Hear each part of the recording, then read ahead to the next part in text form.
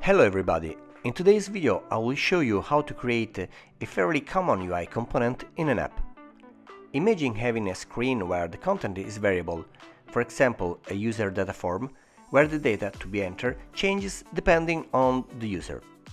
Also imagine having a confirm button, and it's quite common for the UI department to request the following. If the screen is large enough to contain everything, the button should be at the bottom of the page, leaving a space between it and the fields. However, if there are many fields or the screen is too small, everything should scroll vertically, and the button will be attached to the lowest field. In the first case, we would basically have a vertical stack component, and in the second, a scroll view. Let's see how to make this happen. Let's move to an empty view. First, let's create a couple of properties that will help us. A collection of colors,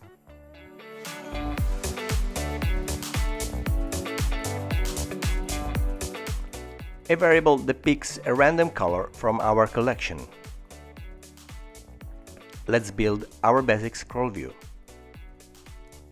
We insert a for each loop that constructs a series of views with random colors. We use for each to easily change the number of the rectangles. Imagine that each rectangle is a field in our form, such as first name, middle name, last name, address, phone number, email, and so on. We give it a small horizontal padding to make everything a bit nicer.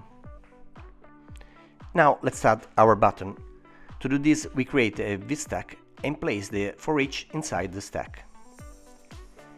Now let's create a simple button with a border prominent style.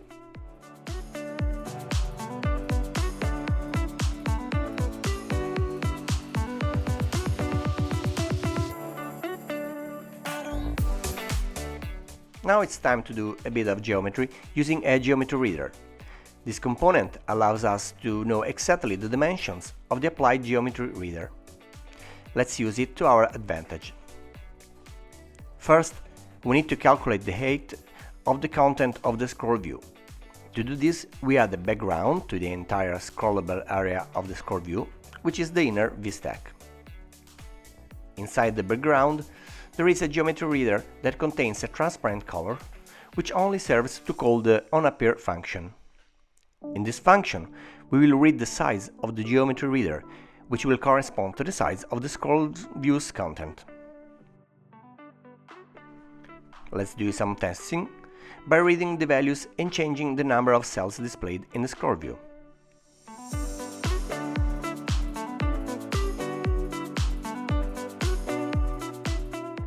The next step will be to create another geometry reader, applied this time to the entire scroll view.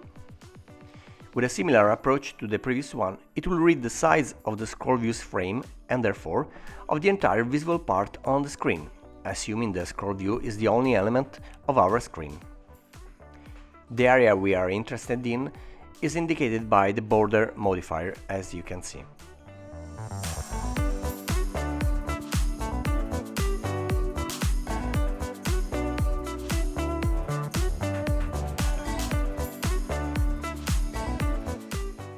Let's see how the two height values changes by also modifying the height of the scroll view.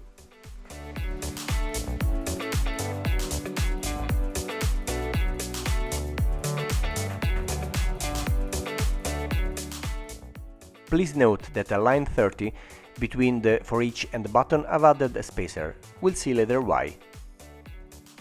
We now notice something very interesting. The init of the scroll view takes an axis parameter, which is a set of values. By default, we have the value vertical.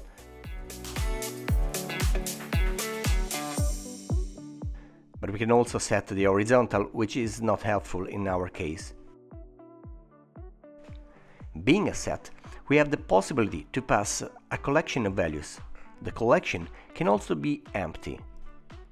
In the case of an empty collection, the scroll view behaves exactly like the view it contains. Having used a VStack, our scroll view will be a VStack. Having then used a spacer, as stated before, it will create the necessary empty space to fill the screen and push our button downward exactly as requested by the designers.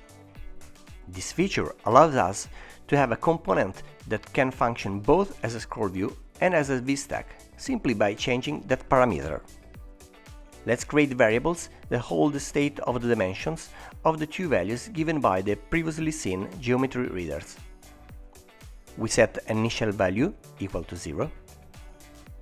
We also create a variable that defines the value of the axis of the ScrollView. Let's see how, by changing its value, we get the dual function of VStack and ScrollView.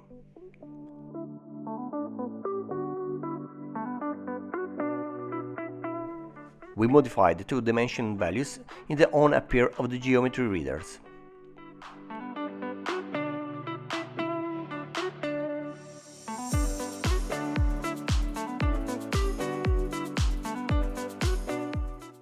Now, we have to create a function that updates the value of the axis depending on the values of the heights of the readers. We will invoke this function in the dataset of the two size values. There you go. Our view responds dynamically, depending on the size of its content. Let's do some tests by changing the number of cells displayed. Our view works, but it is impractical. If we want to replicate the behavior on another screen, we should have to rewrite almost all the code. Let's solve the problem by creating a specific component. Analyzing, fundamentally, our view is made up of two areas.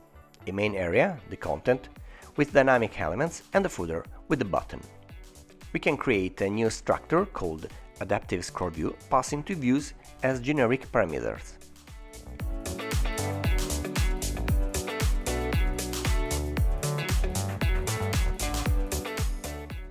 We also give the parameter show indicator to create an API similar to that used by the standard ScrollView.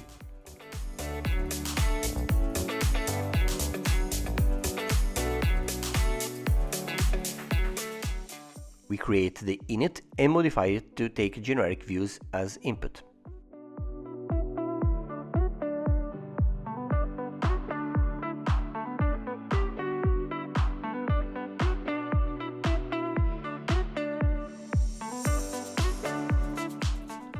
Let's copy our function and the variables from before.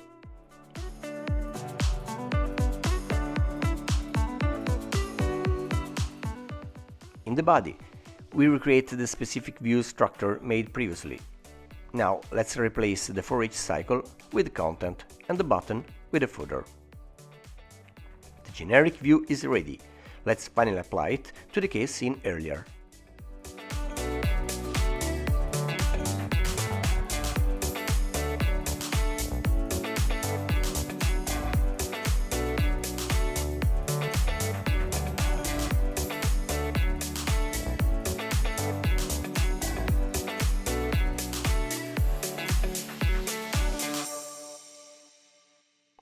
Perfetto!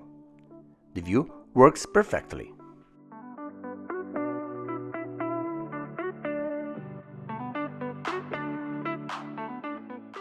Thank you for watching. I remember you that you can find all the code of this project inside my Patreon page, so if you like, subscribe and support me. Thank you!